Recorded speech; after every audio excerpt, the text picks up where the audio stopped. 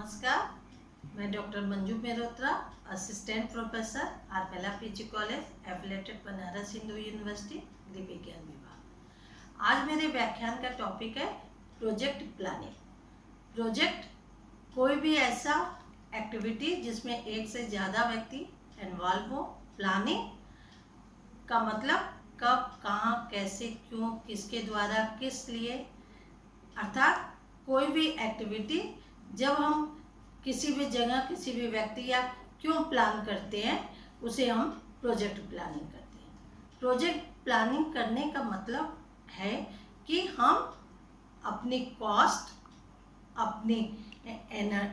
Cost, अपने resources और अपने टाइम को मैनेज करने के लिए ही हम प्रोजेक्ट प्लानिंग करते हैं। जब हम प्रोजेक्ट प्लानिंग करते हैं तो हम बहुत सारी चीज़ों को ध्यान में रख के हम प्रोजेक्ट प्लानिंग करते हैं कि हमारा जो हम प्रोजेक्ट प्लान कर रहे हैं वो हमारा सक्सेस हो। प्लानिंग का मतलब ही है कि हम कोई भी कार्य इसलिए पहले से योजना बनाते हैं कि हमें अच्छे से अपने ऑब्जेक्ट और अपने गोल तक हम पहुंच पाए। तो प्रोजेक्ट प्लानिंग करने के समय भी हम बहुत से स्टेप्स को ध्यान में रखते हैं। सबसे पहला हम क्रमशः आपको स्टेप्स प्रोजेक्ट प्लानिंग के बताते जाएंगे। सबसे पहला स्टेप है आइडेंटिफाइंग द स्टेक होल्डर।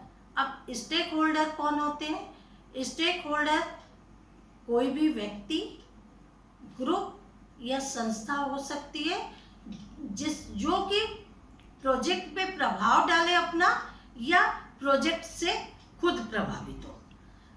अब स्टेक होल्डर कौन कौन होंगे? स्टेक होल्डर प्रोजेक्ट जो स्पॉन्सर कर रहा हो, प्रोजेक्ट मेंबर्स हो सकते हैं, प्रोजेक्ट टीम लीडर हो सकता है, प्रोजेक्ट कॉन्ट्रैक्टर हो सकता है, प्रोजेक्ट कंसल्टेंट हो सकता है, या प्रोजेक्ट का जो आउटपुट आएगा उसके मेंबर्स हो सकते, जो आउटपुट आएगा यूजर्स हो सकते हैं। तो इस प्रकार से स्टेक होल्डर का जो प्रोजेक्ट प्लान कर रहा है उसका ये रोल होता है कि स्टेक होल्डर जो है उसको समय समय पर अपडेशन, मतलब पूरी अपनी प्रोजेक्ट की जानकारी देता रहे, अपडेट करता रहे। और जो स्टेक होल्डर है, यदि स्टेक होल्डर कोई प्रोजेक्ट से रिलेटेड फीडबैक देता है तो उसके अकॉर्डिंग अपने प्रोजेक्ट को आगे चलाए। सबसे पहला स्टेप हो गया स्टेक होल्डर। सेकेंड स्टेप में हम आते हैं। सेकेंड स्टेप में identifying the goal and objective. अब गोल और ऑब्जेक्टिव हमारे प्रोजेक्ट में क्या हुए? सबसे पहले स्टेक होल्डर जो प्रोजेक्ट से अचीव करना चाहता है उसी के अकॉर्डिंग हम गोल तथा ऑब्जेक्टिव्स बनाते हैं। तो अब स्टेक होल्डर से हम जानकारी ले भी सकते हैं कि क्या क्या प्रोजेक्ट के ऑब्जेक्टिव्स होने चाहिए।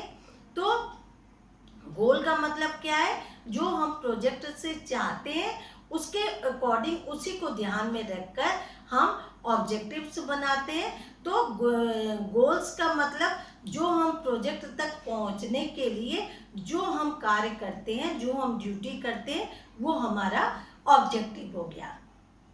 तो गोल और ऑब्जेक्टिव स्मार्ट्स प्रिंसिपल को ध्यान में रखकर बनाया जाता है। स्मार्ट्स से मतलब हमारा क्या है?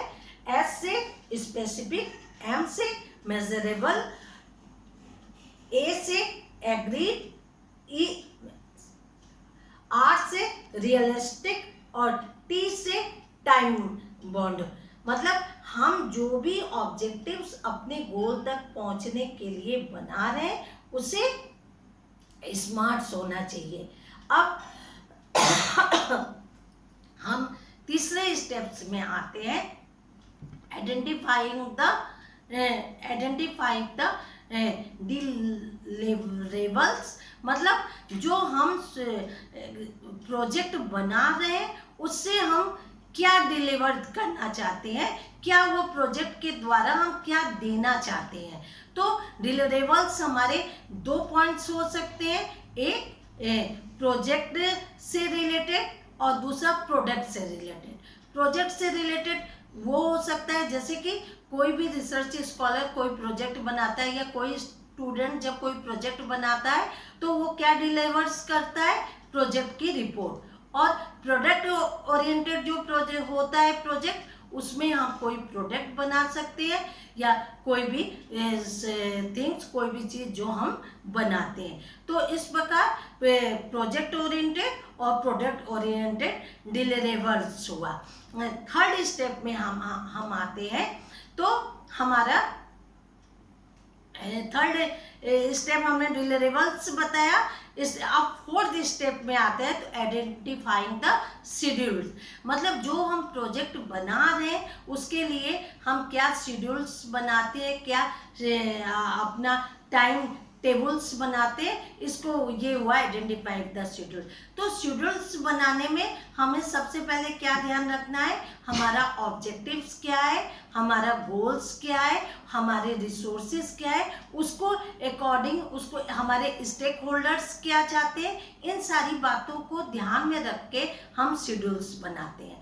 और शेड्यूल्स में हमको जो टास्क हम रख रहे हैं उसके अकॉर्डिंग हम टाइम ड्यूरेशन रखते हैं, उसको भी हम समय सारणी बनाते हैं।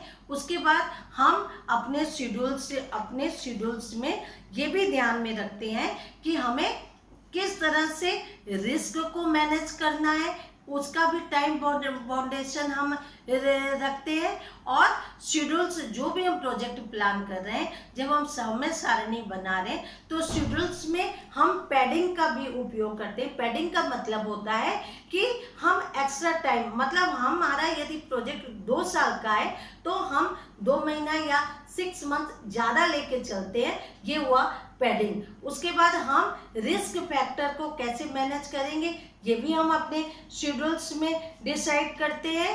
और लास्ट में हमारा किस तरह से हम अपने शेड्यूल्स में अपने टाइम को मैनेज करेंगे उसको भी हम शेड्यूल्स में पूरा ध्यान रखते हैं। अब हम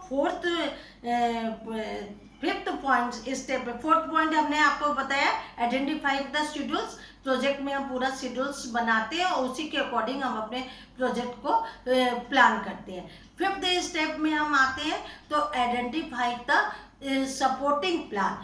तो हमने आपको पहले बताया कि जैसे कि हम अपना स्टेक होल्डर्स, अपने ऑब्जेक्टिव्स, अपने डिलीवर्स और शेड्यूल्स, ये सारी चीज़ों को ध्यान में रख के हम प्रोजेक्ट बनाते हैं। इसके अलावा भी हमारे कुछ सपोर्टिंग प्लान होते हैं। सपोर्टिंग प्लान में हमारा सबसे पहले कम्युनिकेशन मैनेजमेंट, किस तरह से हम अपने प्लान में जितने स्टेक होल्डर्स हैं उनसे कैसे हम कम्युनिकेशन करेंगे उसको मैनेज करना। दूसरा हमारा रिस्क मैनेजमेंट, हम कैसे हमारी जो भी दिक्कतें या जो भी हमारी परेशानी आ जाएगी, रिस्क आ जाएगा, उसको हम कैसे मैनेज करेंगे। थर्ड हमारा हो गया रिसोर्स मैनेजमेंट, मतलब जो जो लोग हमारे कार्य करने वाले हैं उसका मैनेज हम किस तरह से करेंगे। फिर फोर्थ पॉइंट में आते हैं तो हमारा आता है क्वालिटी मैनेजमेंट, हम अपने प्रोजेक्ट में क्वालिटी को किस तरह से मैनेज करेंगे। फिफ्थ पॉइंट में हम आते हैं तो हमारा टाइम मैनेजमेंट, मतलब सबसे पहले हम जो प्रोजेक्ट में क्वालिटी चाह रहे हैं क्वालिटी को ध्यान में रखेंगे, तो उसके साथ ये भी हमारा जरूरी है कि किस तरह से हम टाइम ड्यूरेशन में अपना प्रोजेक्ट फुलफिल कर पाए। तो टाइम मैनेजमेंट का भी हमें ध्यान रखना बहुत जरूरी है। अब हम 6 पॉइंट्स में स्टेप में आते हैं तो हमारा create the out plan of project, मतलब हम क्या आउटलाइन है, create the outline of project, project की आउटलाइन बनाना सबसे लास्ट स्टेप हुआ। तो सबसे पहले आउटलाइन बनाने में हम सबसे पहले उस प्रोजेक्ट की समरी बनाते हैं। समरी क्या हुई, समरी मतलब जो हमारा प्रोजेक्ट है उसका क्या सार है वो हुआ। दूसरा हम उसका प्रोजेक्ट का हम क्या स्कोप है उसको हम लिखते हैं। फिर हमारा प्रोजेक्ट का ऑब्जेक्टिव तथा गोल क्या होगा उसके बारे में हम बताते हैं। फिर नेक्स्ट हमारा क्या बजट होगा उसको बताते हैं। फिर लास्ट में हमारा क्या बजट होगा और किस तरह से हम टाइम कंट्रोल करेंगे, इन सारी चीज़ों को बता देते हैं। तो इस तरह से हमने पूरा प्रोजेक्ट की आउटलाइंस तैयार कर ली। जब आउटलाइंस तैयार हो जाती है तो जो हम प्रोजेक्ट पूरा आउटलाइन तैयार हो जाने के बाद हम प्रोजेक्ट को, जहाँ से हमें पूरा प्रोजेक्ट की समरी और सारे जो लास्ट में हमारे सपोर्टिंग प्लान जो हमने बनाया है उसको भी इंक्लूड कर देते हैं, और उसके साथ हमें जिस भी जगह फंडिंग के लिए प्रोजेक्ट को भेजना है उसे हम फॉरवर्ड कर देते हैं। तो इस तरह से हमने आपको पूरी प्रोजेक्ट प्लानिंग बताई। आपको जो भी इससे संबंधित क्वेरीज होगी आप कमेंट बॉक्स में पूछ सकते हैं। Thank you very much.